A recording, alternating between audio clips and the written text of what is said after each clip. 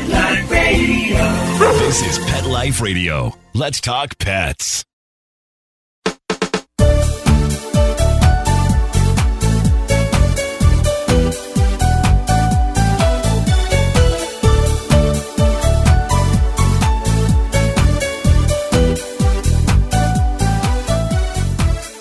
Hi, welcome to It's a Doggy Dog World. I'm your host, Liz Palika, with my good friends Petra. Hello. And Kate Abbott. I do. And I want to preface this podcast that if you hear any whining in the background, or not the background, if you hear any whining up front, Petra and I do have some foster kittens here in the Kindred Spirits dog training office at the moment, and Kate's terrier is absolutely sure he should interact with said kittens. And there's vermin in this place. The kittens aren't bothered at all. They're just sitting in the crate watching us. But Quill is on Kate's lap watching them. So if you hear a bit of whining in the background, that's what's going on. We're not hurting or killing anybody. Quill just thinks something must be done. So anyway, today's podcast is going to be on managing your dog's behavior versus training, with the emphasis primarily on management, because there is a time and a place for both of those things, either management or training. For example, right now, my almost 5-month-old puppy, Sunday they're going to be 5 months old. I think we need to update our listeners about the puppies. They don't know about them. Okay, another podcast, yes. And Petra's puppy, Willow, mine is 7, are not in the office right now as we're recording because their training is not yet to the point that they can be quiet for the whole process. So they're outside in a dog run. That's management. If we had them here in the office with us and was working on them being quiet, that would be training. But anyway, I'm going to turn this podcast over to Kate. She'll be leading it, and Petra and I will be kicking in our ideas on management versus training. What is management? In my mind, it's controlling the dog or its environment, but it's not training.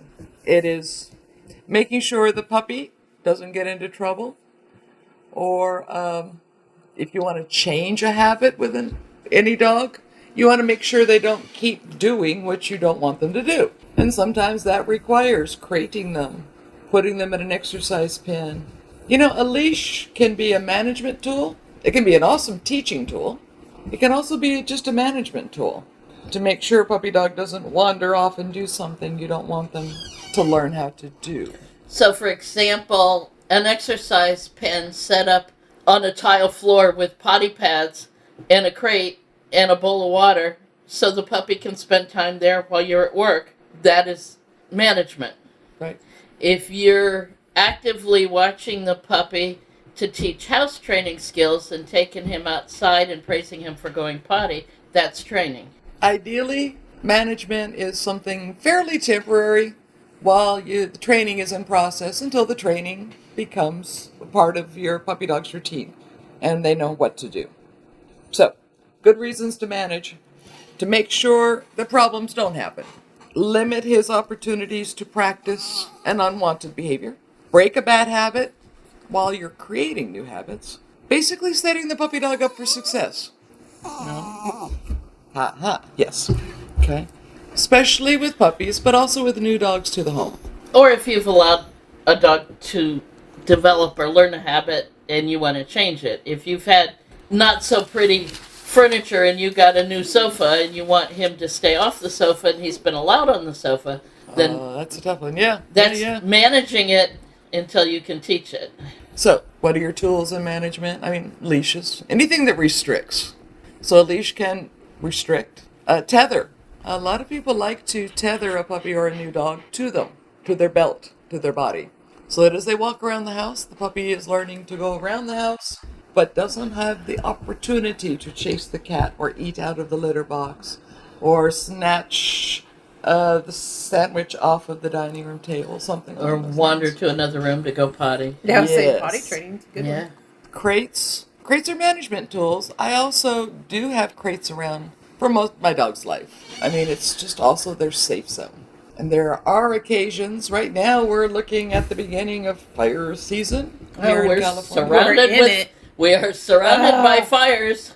Yeah. Thankfully, none close, but there's Yeah. fires all around us, except for the Pacific Ocean. Knock on wood. Right.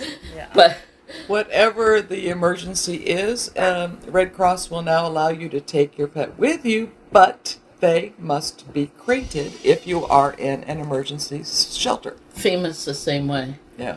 as federal law, actually. So I want my puppy dogs to be comfortable in a crate. It's a safe place for them to be transported within. Crates in the back of my car.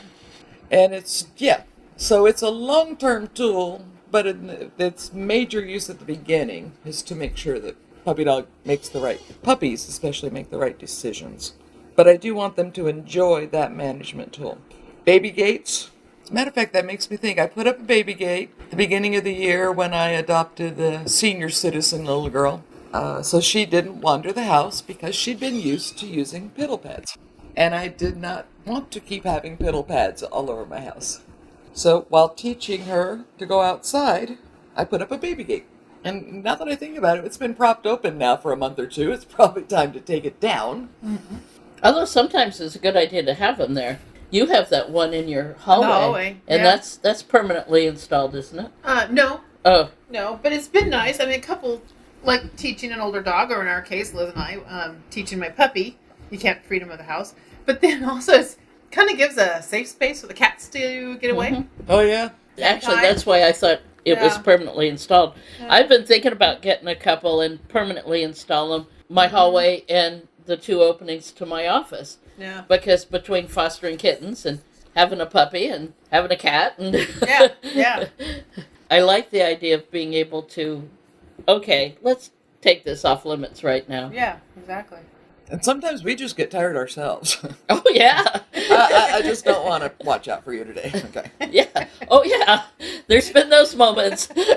Yep. I'm surprised how many people don't know about exercise pins, or as we call them, X pins in the Yes. parlance. They're freestanding panels hooked together so you can make an enclosure, A portable playpen. portable playpen. Some of them you can even come with a cover you can put on with bungees.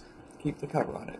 But they're wonderful to move from place to place. If you want your puppy to be with you in the evening while you're watching TV, but you're pretty sure you're not going to have your full attention on them, set up that X-Pin in front of you. I have 4 of them out in the yard right now to protect my plumeria and my that's right. epiphyllums and my Yeah. potted plants that I don't want a certain inquisitive puppy to get into. Or, because the epiphyllums have spines, tiny thorns, I don't want the puppy to grab one and end up with tiny thorns in her Find mouth. out the hard way. Yes, so I have, I think, 4 sets of X pens, just some wooden stakes staking them up, and Now you use one of those too between your backyard and your gate where Yes. packages are delivered? right where packages are delivered, and to both dogs, both Bones and Hero, got a little more protective when I brought the puppy home. We have a baby here, Right. and to keep them away from the gate. Yeah. So they're wonderful things. And your gate Many uses. is low enough for somebody to put their hand over Oh, it yes. and be stupid. Yes. Yep. Yep. So yeah, there's about a 42-inch tall X pen, just putting up a boundary between the side yard and the front gate. There are some behaviors that are hard to train if you're only training on one side, and I'm thinking of fence fighting. Yes. Sometimes, I mean, it can be especially if the other dog on the other side is still being allowed to go nanner, nanner, nanner. It can make Let's training define on your it. side. Fence fighting is when your dog and your neighbor's dog are both running up and down the fence line with the fence in between them, barking and yelling threats at each other, getting worked up, getting the adrenaline going, which causes it to be a self-rewarding behavior. I run and run and run, and all those endorphins and chemicals in my brain are telling me this is great fun. And they keep on doing it. It's annoying, noisy. There's always that joke one, or the dogs are fence fighting, and then they come to an open gate and they just look at each other. But That's a rarity. that's rarity. It tends to create bad feelings about that other dog, And when and they have a chance to get through the gate. it's a fight. Yeah. Or if somebody breaks a board. How many incidences have we heard of that one of the dog breaks a board, sticks his head through, and the other dog attacks the face? Yeah. I mean, tearing them up. It's So- not a fun thing. But training is what we want to do, but preventing the dogs from fence fighting. And if your neighbor doesn't want to play along, you may not have many options Yeah, about you're preventing. going choice. Yeah, prevention's the way then. Or even if they do, you may not, people work Right. and have to leave their homes. So putting up a visual barrier. If you got a chain link fence, covering it up somehow. Putting a solid fence within a fence, and depending on where you live and what kind of landscaping you can put up. Here in Southern California, I usually recommend dog owners plant some bougainvillea. It grows fast, it's a great cover for a fence, and it has nice long thorns, so the dog is less apt to try to go through it. Yep. But other visual deterrents, even a roll of bamboo fencing, if you can string it up on your side, or a couple rolls. There are many creative ways. You may even cover a crate when you're in the car if your dog is at the age or is in the bad habit of getting excited by things going by quickly. You want to train them not to do it, but you also want them to stop barking in the meantime. Especially if you're driving, because Yeah. you need to pay attention to the road. So, muzzles. How is a muzzle a management tool? Lots of different ways. If you're trying to groom your dog and maybe he's got some burrs in his coat or some tangles, and you don't have anyone to help you make sure the dog doesn't turn around and put his mouth on you while you're grooming him, put a muzzle on him. You can concentrate on his coat, and then at another time you can teach him that he's not allowed to fight you. Vet visits. Put something nice in the muzzle Yes. Yeah. to try and make a stressful situation a lot less stressful. Probably the most common is vet visits. Yeah. Most common one. Not the most favorite place for some dogs. Well, and My mind gets worried, but where they're most likely to be injured or have memories of injuring or to smell other dogs that have been injured, Yeah. and that fear smell is in Yeah. that place. So, but also, we know of a puppy dog that likes to eat poop. Oh, sure. You could prevent from eating, whether it's poop or just picking up things on a walk, until you can teach them not to do it. You can use that as a management tool. Some people prefer a muzzle as a medical management as opposed to the cone. Oh, yeah. So what Yeah. we're after is to keep Yeah. not bother the stitches or the Stitches wounds or yeah. whatever. Yep. If that can be accomplished by wearing a muzzle, then the back of your legs and the other dogs and the store wheels are less likely to get beat up than with Well, the let's cone. specify a basket muzzle, not one of the cloth muzzles that keeps your dog's mouth shut. Right. The ones the vet tend to use are the cloth ones that prevent him from opening his mouth at all. But a basket muzzle, he can get a drink, you can Pant. drop treats into it, he can Treat. pant if he gets warm. So definitely, if you're going to use it for any period of time at all, it has to be a basket muzzle.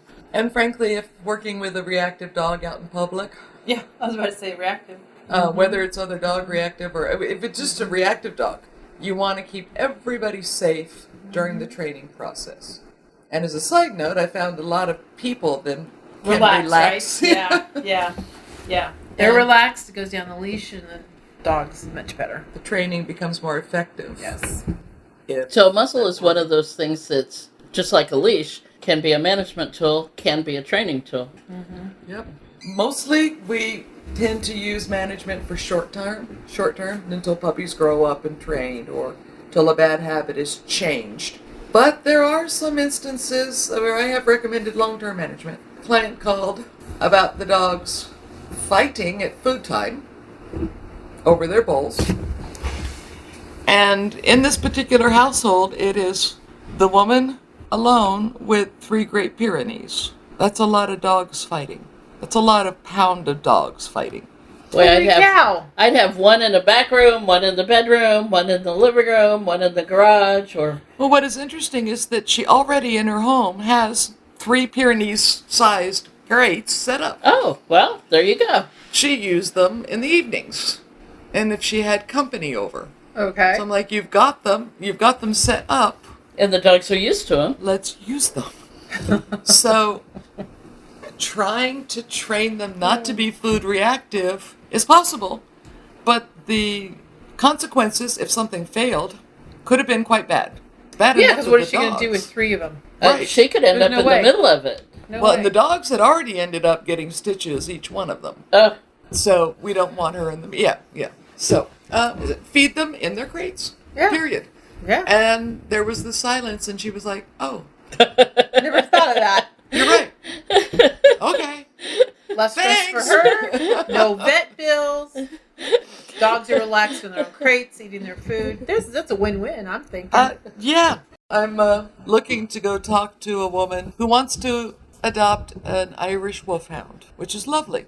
But he is reactive to men and children. And she's got nieces. And she has the occasional male visitor. He's also 10 years old. You're not going to change him with training. Not at 10. Not First, enough we to back make him up. I'm 100% shocked he's safe. 10. Exactly, an Irish wolfhound. Exactly. That's a At that long age. life. So there's probably not much time left. No, And just even manage whatever she's got left. whenever a dog is that reactive, I'm not sure you can ever be 100% safe. So I'm like, get a crate, put him in a crate when somebody comes over, and lock the crate. Or have it in another room Yes. and close the door. Yeah. Yeah.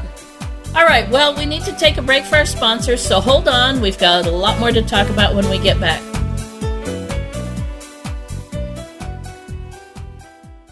Does your dog itch, scratch, stink, or shed like crazy? Come to Dynovite for help. Order a 90-day supply of Dynovite. Dynovite is nutrition. Pick up 2 bottles of Lico Chops, get the 3rd bottle free. New improved Lico Chops with omega-3, omega-6, vitamin E. And now, 6 extra direct-fed microbials. Even better for the digestive tract and immune system. Try Lico Chops. Buy 2, get 1 free. At Dynovite.com. DINOVITE.com. Let's talk pets Let's talk pets on Pet Life Radio. Pet Life Radio. PetLifeRadio.com. We know you're begging for more. So back to It's a Doggy Dog World with your fetching hosts, Liz Palika, and this week's co-hosts, Kate Abbott and Petra Burke. Welcome back to It's a Doggy Dog World. Today's podcast is on managing your dog's behavior versus training. There are people that manage dogs pulling on the leash by simply using a management tool to allow the dog to pull in a safe manner, such as a harness or a There's head halter. so many harnesses Oh my that gosh. are not Somehow I knew safe. you were going to go, ah! I know that people use them, and I know a lot of people swear by them, but But when they come to our classes, and they're in those harnesses, and they're so frustrated when we do the walking, loose leash walking or heel, and then we suggest something else to teach them, A training tool, as opposed to a management it's amazing how much the people are like, Yeah. oh, this is so much easier. and it just hurts me Oh, to watch the yes. harnesses that tweak the dog's chest to the side or binds his legs so he can't Squeeze take his a shoulders step. together, the It's elbows just- together. I know there are some harnesses that are comfortable that don't hurt, but so That's many not of what we're seeing, though. that's not what we're seeing. No. Okay, and I will confess to sometimes putting a harness on my Jack Russell Terrier Quill. Maybe But if I'm going to be he's in a trained. place, he's trained. He doesn't pull on it. Right. What it is for me is a safety luggage handle. Yes. I can pull him up. I mean, I do the same Easily. thing with Benji. He's trained on a leash. But Pomeranian. the same thing, the Pomeranian, Right. little tiny thing. But I do have a harness so that, yes, if I go somewhere, I can, like a fish him. I'm just visualizing having one on Bones and leaving him up. Oh, he would bite me in my sleep. Right. He would be absolutely horrified. For regular listeners, Bones, my 7-year-old English Shepherd, who I do have to manage at times because he considers himself the playground supervisor. And that all other dogs who are rowdy must be herded like a proper herding dog should do. And they don't all like it. So I do some management to keep... He's very well trained, but I do some management to control his herding instincts and his playground supervisor instincts. But thinking of the idea of having him on a harness and heaving him over my shoulder. Right. He'd be like, "What you doing, Mom?" Oh, he would not be happy about that. Nope. So, but small breeds, small breeds like Kate and I have, that works out great. Yeah. Would I ever think about putting on my yeses? No. But with the Pom and the Jack Russell, yeah, you can just lift them up. My doctor wants me to do some strength training. Bones heave, yeah. Oh my God. See what you started, Kate? And it's inimical to the way we feel, but there are some people who just don't want to train loose leash walking, but they still want to take their dog out. Right. So, To go back to the with head the halters. right kind of harness or head Yes. halter. Right. To go back to the head halters, though, Dax wore one for all 13 years of her life. She was an Australian Shepherd, working lines, very strong working lines, and she was reactive. Her head halter became a muzzle combined with training. And a reminder for her, a management tool for her to acknowledge, this is on me, this is a reminder that I must behave. Right. So, Became a training cue in a way. yeah, a training cue, a management tool, a way to protect her, a way to prevent the unwanted behavior. Protect her from making a bad mistake. Yes. Protect her from making the wrong decision. Yeah. Now, in all the years that I've owned and Worked great trained for her. dogs, she's the only one that I've ever had to do that. Yeah. But Dax was unique. It's kind of it's the same thing with counter surfing dogs. Sure. Sometimes they may have to be crated, fenced off, maybe even muzzled. There are things they can get into trouble with when they're counter surfing, life-threatening things. And so we want to make sure they, A, don't get rewarded for a behavior we want to train them not to do, and keep them safe in case a mistake happens. And mistakes always happen. Have to admit, I have some Facebook friends who will go unnamed, and their breed of choice shall go unnamed, who laugh about counter surfing. Oh. She got up and she got this and that and this and that. Oh. And it just horrifies me because there are so many things that, I mean, my house is pretty safe, but there are things on my counters that if the dog's got, it could be a problem. Hey, you had put up a whole roasted chicken. Dog runs off with those splintery bones inside that chicken. You know? yeah. I mean, that's Potentially life-threatening. Yep. Yeah. Of course, there was the time that one of Petra's dogs got a steak for her husband, and she had the dog drop it, spit it out, and then she rinsed it off and served it to her soon-to-be ex-husband. Yeah, it was the last time he counter surfed, but he also did not inhale. There you go. He did not swallow that steak. That wasn't the point. He Soon-to-be ex-husband. Yeah, leave it where it. And then a lot like blocking the fence fighting visually, you might do the same thing temporarily with your home windows, depending on, a client was in a condo on a very busy street. Sure. That window was probably 15 feet from the street, and it was active. So, for a while, we blocked it off, while we taught the dog they could hear the noises and still keep their minds under control. And then a little bit of visual, and then calm down. So, it was a way to keep the puppy dog's mind from going crazy while training. And I've been doing something similar with Seven.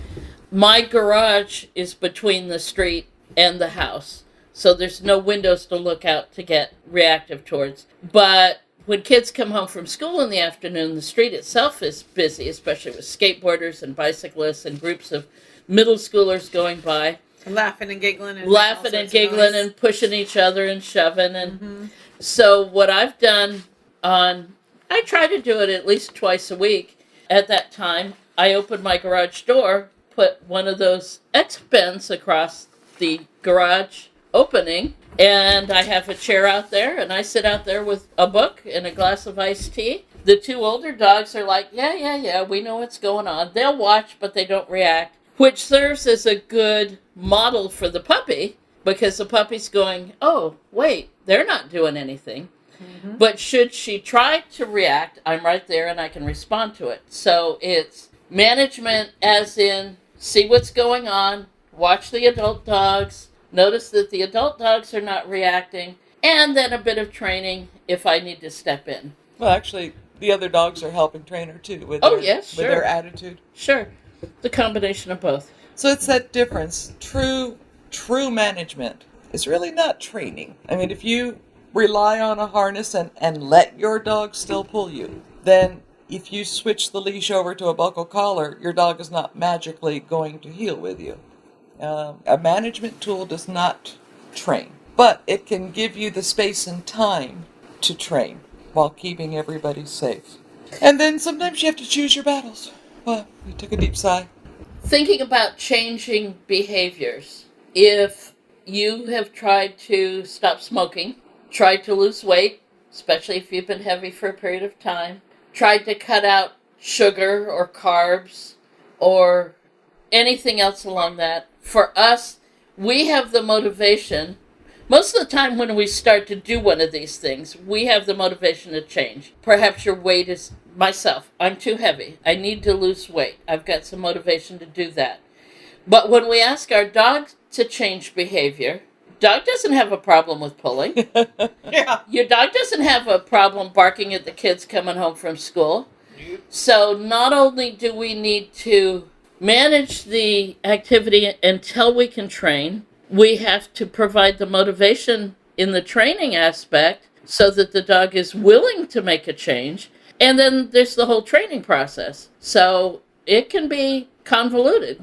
Reminds me of an actor going up for a role, going, what is my motivation to play this part? Yes, But that's exactly. what we're asking a puppy dog to change the part that they've been playing. Right. And many of those behaviors are self-rewarding.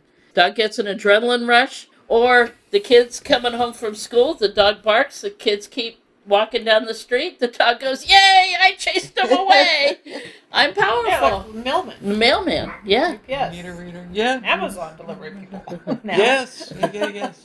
So there's a place for management and use it wisely. But and I have to admit, there are a few occasions.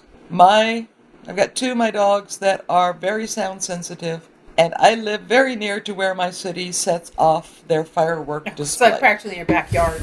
My entire house shakes and quivers. Yep.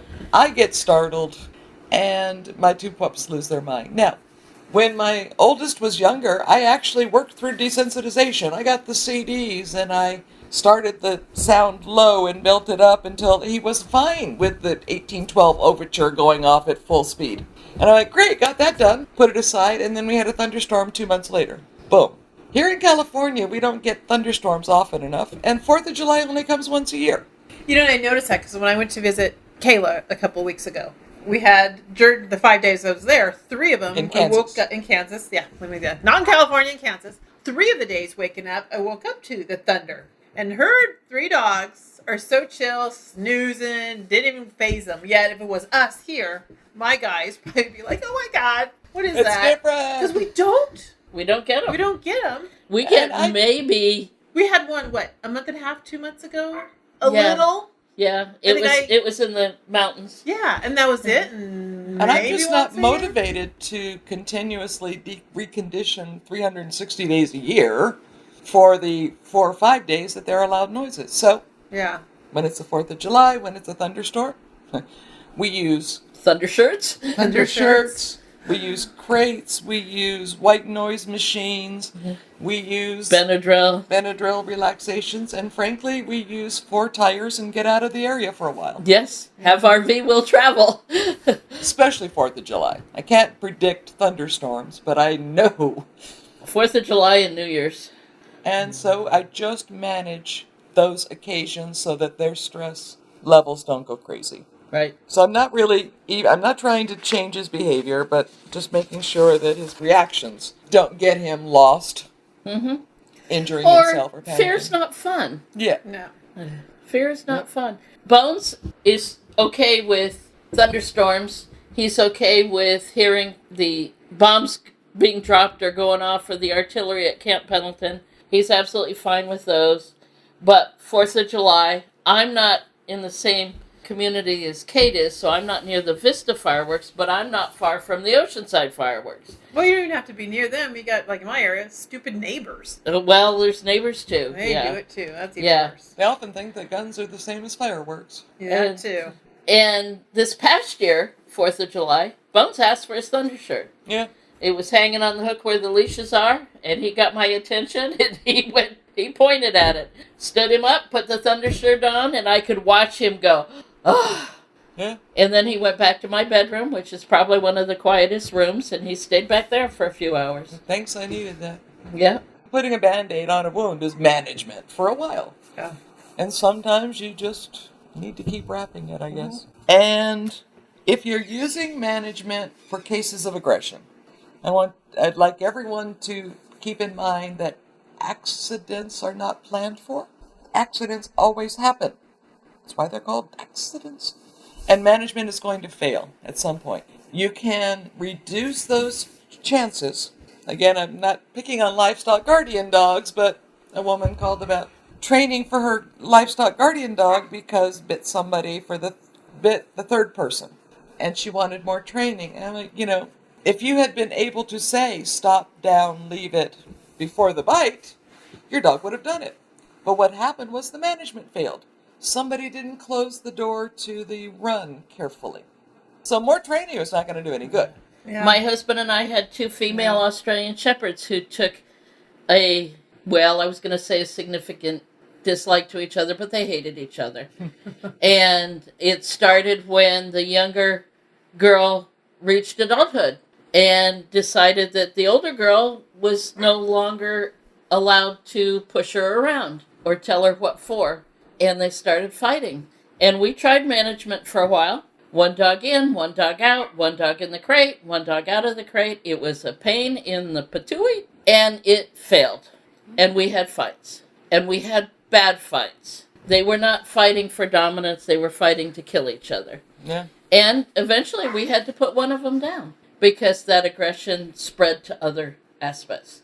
She became mad at everything because the fighting had just reached a point that it was all-encompassing. And, hardest thing in the world is put an otherwise healthy dog down. But you can't have a dog who can't be managed either. Right, yeah. And what are the consequences of a management failure? Yes. So if you're dealing with reaction, anger, aggression issues, at least increase the possibility the management will help by, if you've got a dog run, great, put a lock on the run. And I put that key around your neck. It was a couple of years ago that somebody came to me. They had the dog in the run. They had put a carabiner clip on there to keep it. But Uncle Joe, or whatever his name, came over, and he was sure he was the dog whisperer. And he took the carabiner off and walked in on the dog. And he paid for it. And I'm like, well, yeah, stupid is. But if there'd been a lock on it, at least they could have told Uncle Joe he was being stupid. And you mentioned it earlier, take the crate, put it in a room where you can close the door. Or even better, a locked door. At least try to have a couple of layers of management, not just one. It makes life harder to unlock the lock and then open the door. But if your alternatives are another animal or a person getting injured, take that extra time. Well, hopefully that gave you lots to think about. I don't think there's a magic answer for every behavior problem, but certainly every dog and dog owner is going to use the various aspects of both management and training, whether you've actually thought about it in those terms or not.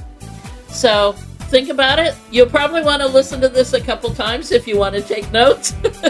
Overall, we tend to use management techniques as a foundation for training. But sometimes it is just the answer. Because you've got to start somewhere. Yeah. All right, well, that's it. We hope you tune in for our next podcast. Bye-bye. Bye. Bye-bye. Having a rough day? Longing for the dog days of summer? Think your fun furry friend lives a dog's life? Well, find out everything you're begging to know as Pet Life Radio presents It's a Doggy Dog World with pet expert and award-winning author Liz Palaika. Every dog has his day, and you'll find out how to make your dog's day fun and rewarding.